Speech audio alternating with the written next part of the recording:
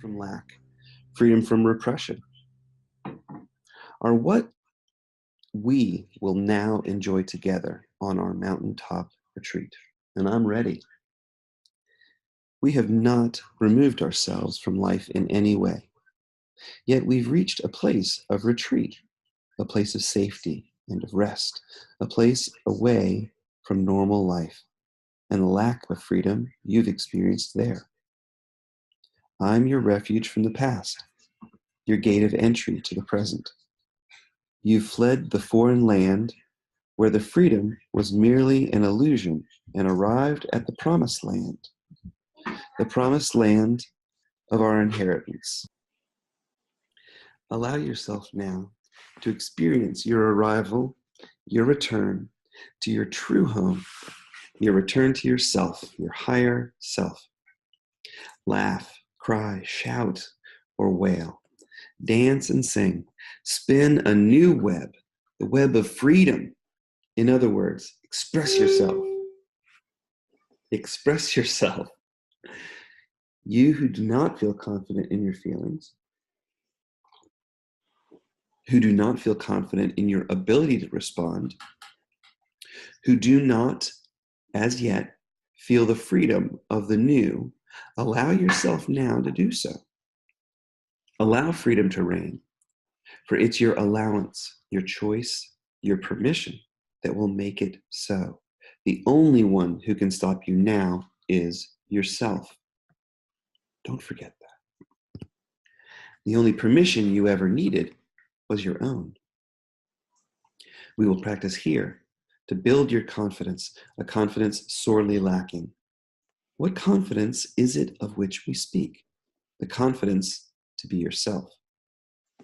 This confidence is what must precede true certainty in the time of elevation of the self of form. The certainty that arises from unity is different from this confidence in the self of form. They must be realized together for the elevation of the self of form to take place. What good will be the certainty of unity if the self of form has no confidence in its ability to express it? Expression of certainty of unity is what elevated the self of form, is what the elevated self of form is all about. Certainty of mind and heart have been realized by many. The expression of that certainty in form has not. Freedom is nothing other than freedom of expression. No one can block the freedom of what your mind would think or your heart would feel. Nobody could ever take that freedom away from you.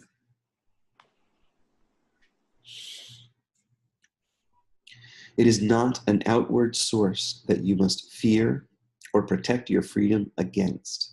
It is none other than yourself who has not allowed you the freedom of expression. You're the only one holding yourself back.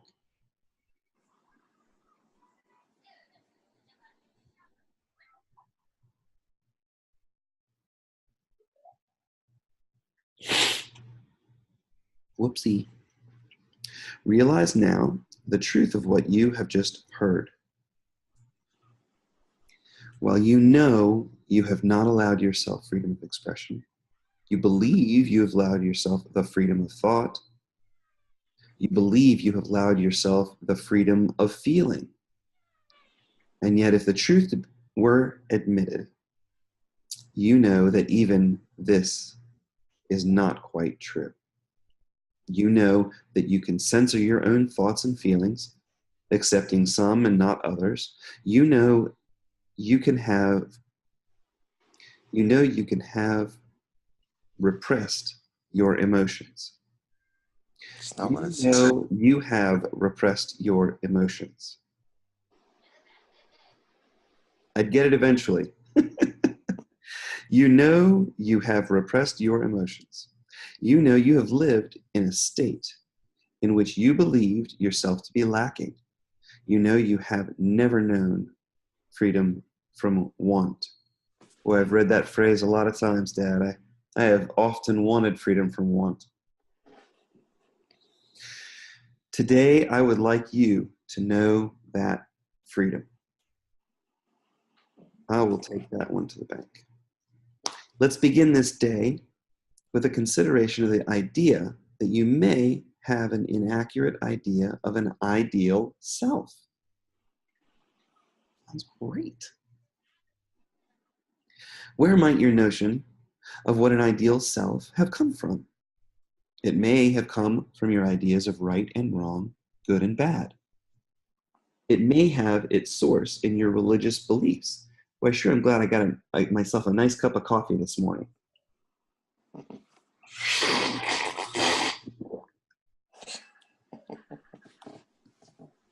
Cappuccino. All right. 9:10. Where might your notion of what an ideal self is have come from? It may have come from your ideas of right and wrong, good and bad. It may have its source in your religious beliefs. It may have come from someone you have idolized, someone you believe to be the spiritual titan you still but hoped to be. Who has a spiritual titan around them? Who hasn't thought of some spiritual titan guru that they feel like they have to follow? Your image of an ideal self may have sprung from your reading, from descriptions of those the world has come to see as enlightened ones. It may be linked to your ideas of being able to express wisdom or compassion. The image of the ideal self you hold in your mind, no matter what form it takes, is still an image. And must now be done without if you are going to realize freedom. Important. 9:11. As was said earlier, all of your images are false images. Isn't it possible that none are more false than this image of an ideal self? Yeah, that's an entirely possible thing. Not having false idols is an ancient commandment. An ideal image is a false idol. Ugh.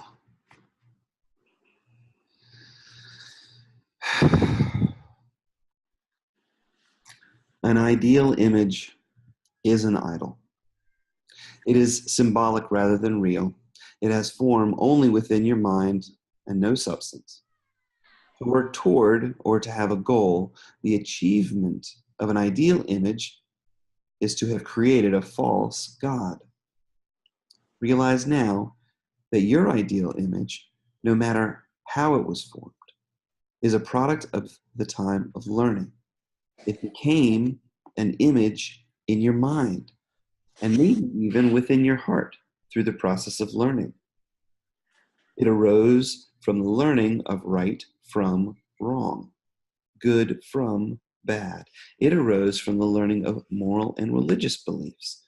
It arose from comparison. It arose from seeking. It arose from your perception of lack.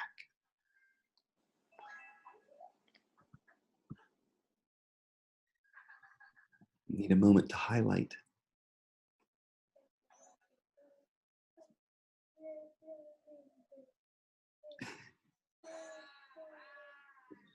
All right, so all of this stuff is a product of the time of learning.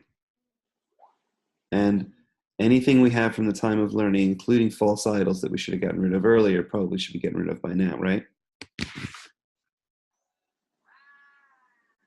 Papa? Right. Yeah. Papa, do you feel like you're stuck in jail and that you're not allowed to talk? Do I feel that way? Yeah. No, I'm allowed to talk. Okay, good. Just checking. I have nothing to say. No problem.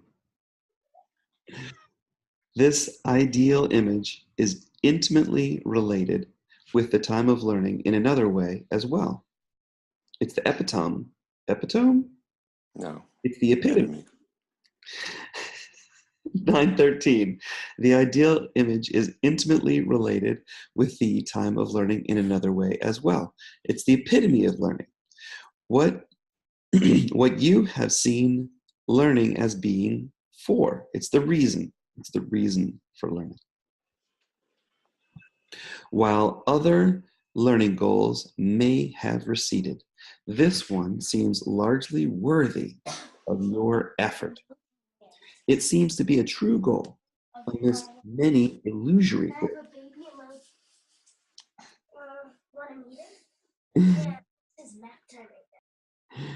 Just as you may have believed that if you worked hard enough, you would achieve a position of status within your profession or material wealth, you've believed that if you work hard enough, you can maybe someday, if you're blessed or lucky, achieve this blissful, ideal image. And then you'll be right here in heaven on earth. Wouldn't that be great? 914. But this ideal image is as much of a product of illusion as have all your worldly goals. All your worldly goals. As with most goals of the time of learning, it was an ego-centered goal. A carrot of fulfillment the ego but dangled before you in the place called the future. As with all of the messages of the ego, it but says that you are not good enough. And all Jesus says is that we are. Our ego-centered self continuously, always says, you're not good enough. The idea of your potential was a useful learning tool, one that served the purposes of the Holy Spirit as well as those of the ego. The idea of your potential and your ability to be more than what your limited view of yourself would have you be was a necessary tool to call you to the learning that would return you to your true identity. But the time for these types of tools is over. No more of this stuff. How will you ever realize or make real the self, the higher self that you are when you strive to be something else? Just as finding brought seeking to an end, accomplishment brings striving to an end.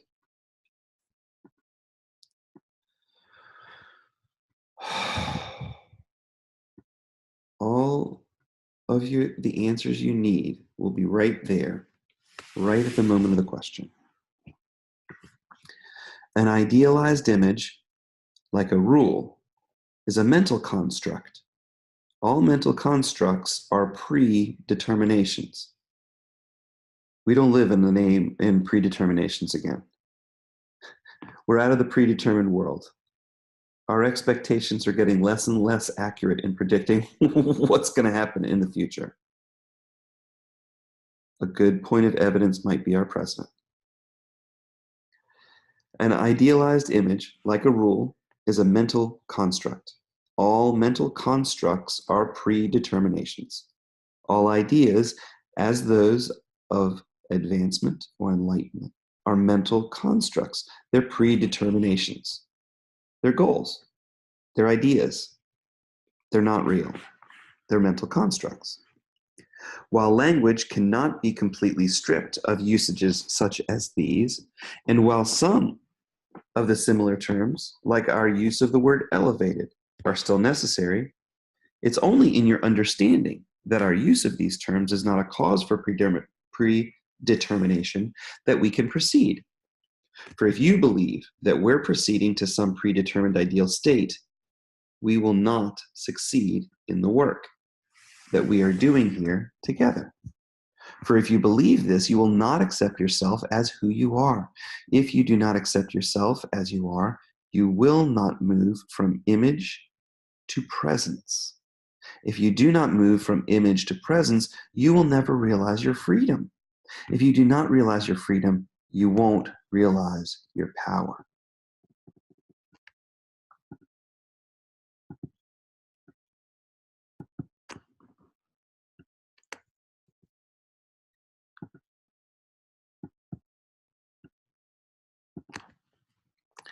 (921). To represent an image is to become an image. To become an image, even an idealized image, is to still become a false idol, or even what is referenced to in more common usage as a spiritual leader, or a guru. Thank you, guru. True spiritual leaders or gurus have no need or desire to be seen as such and are often made into images such as these within the minds of those who would seek to follow their teachings. Their desire of followers to accept an image, this desire of followers to accept an image is less prevalent now, but is still a common danger. What an image does is separate the holder of the image, precisely because he or she holds an image as a goal and holds himself or herself separate. They realize not that they are the same as the one they idolize, but they only realize that they're different. I'm gonna sneeze.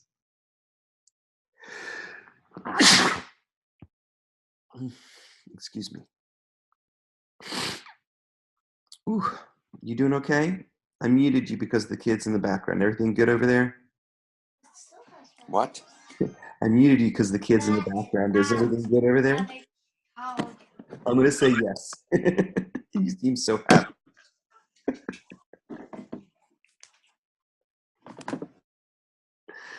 All right, back to mute.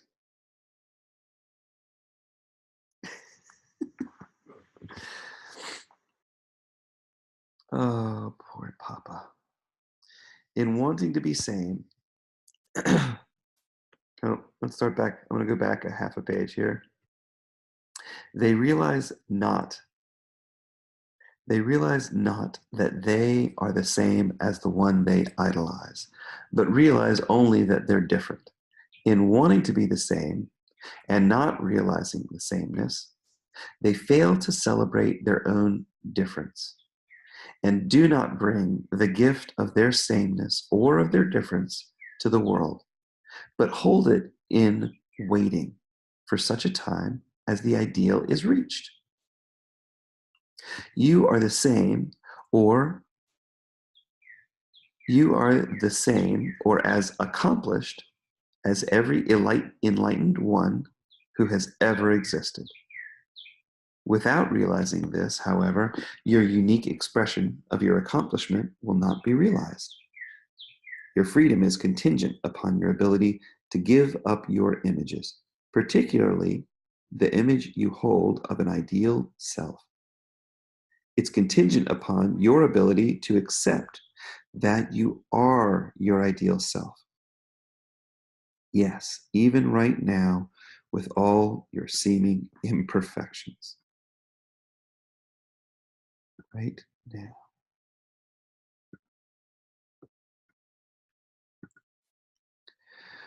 What are these imperfections but your differences?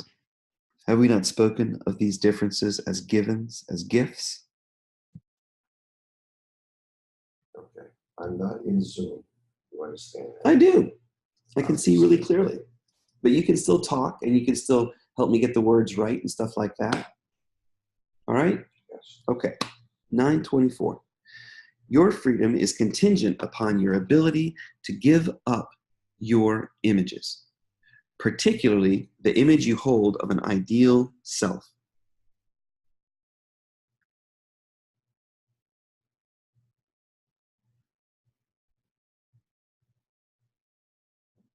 I don't think I actually hit record there for a second. So I'm going to say that one more time.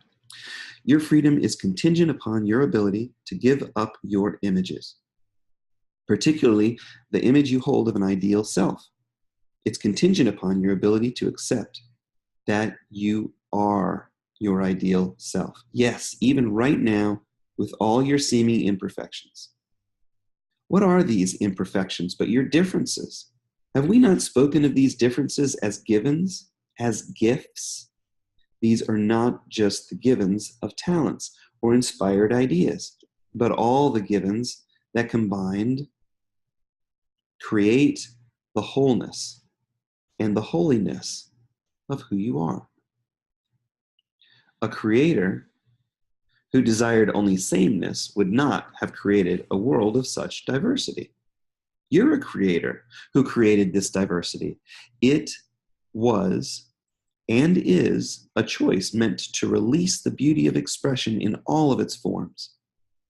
You have a given form that is perfect for your expression of the beauty and truth of who you are. You cannot express the beauty and truth of who another is. You cannot express the beauty and truth of a future self. You can only express the beauty and truth of who you are now in the present. And you do. You just have not realized that you do. You have not desired to do so, but desired to do something else. You've desired to wait. You desired to learn. You desired to imitate. That's that word. You've desired to imitate. Sometimes I look at a word and it just can't get it out. What was that word? Emote. It was 3 or 4 pages ago. I looked at it and I couldn't. Blah, blah, blah. Anyway, what might happen if you change what you desire? You might just realize your freedom. Nothing, not even the ego, has been able to keep you from expressing the beauty and truth of who you are. You came into the world of form incapable of not expressing the beauty and truth of who you are. That you are is an expression of beauty and truth. You express the beauty and truth of who you are by being alive. It has only been your ability to accept this that's caused your grief and pretensions. In a certain sense, your ability to express the beauty and truth of who you are has been taught out of you by learning practices that sought for sameness and saw not your differences as the gifts they really are. All of these learning practices were the product of false images of the way things and you should be. Should be. Can you not see the extreme urgency of not perpetuating such a practice? All you need to do is look at a young child to see the joy, beauty, and truth of expression. You too were once a young child. You're still the same self you were then. You are, however, a self in whom the freedom of expression has been diminished, but not extinguished. Now we must return you to the freedom and the will to fan the flames of your desire to be and to express who you are in truth.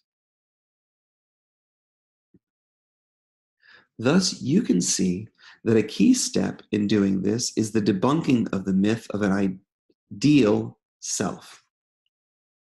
Boom. Dropping some truth.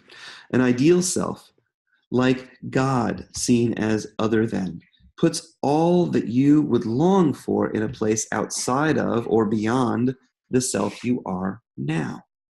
You might ask, what's wrong with desiring to have the freedom to strive to be more and to do more?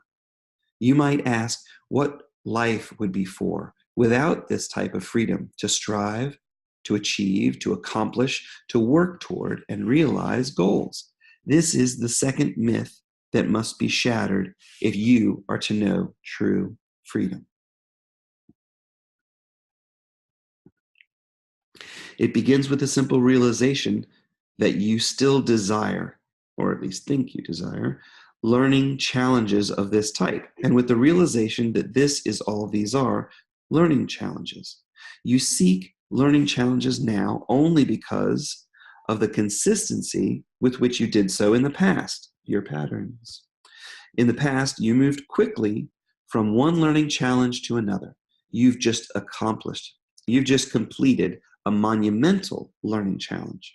And so your natural pattern would be to keep going now. Use that momentum of this learning success to achieve another.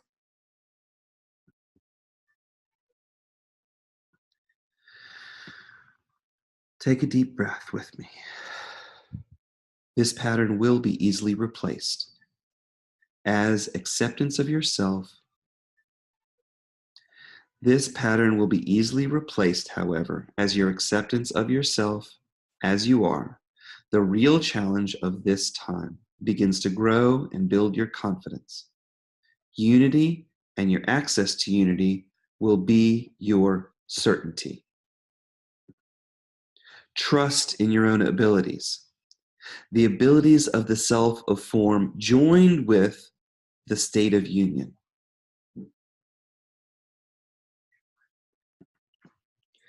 This will be your confidence.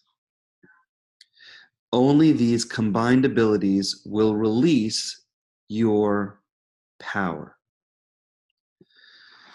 And these chapters keep getting better and better. So, my blessings to you. I hope you have a wonderful and fantastic day.